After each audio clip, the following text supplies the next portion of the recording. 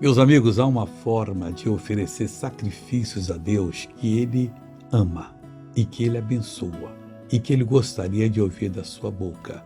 E missionário, que tipo de sacrifício é esse? Você vai ouvir agora. Estou falando da palavra de Deus. O Salmo 116, no versículo 17, diz o seguinte: oferecer-te-ei sacrifícios de louvor, invocarei o nome do Senhor.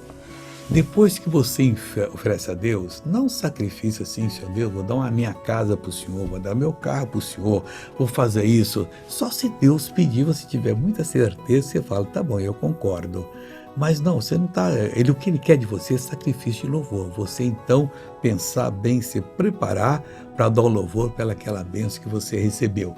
E Ele ainda diz mais aqui: e invocarei o nome do Senhor. Depois que você oferece sacrifício de louvor, a porta está aberta. Você invoca o nome do Senhor, meu irmão, nessa hora você destrói qualquer mal e sai de qualquer apuca. Veja essa pessoa abençoada. O que aconteceu com a senhora? Esquimia? Esqueci todo esse lado aqui, né? Fazem 6 anos, mas ainda caminhava meio, mas agora não posso caminhar mais. Como é que você estava caminhando antes da oração? Imita. Estava assim, fraquinha assim. Agora põe nas costas ela. Quando termina o trabalho, põe enxada nas costas. Anda, é normal agora. Aleluia, aleluia, aleluia, aleluia. Glória a Jesus.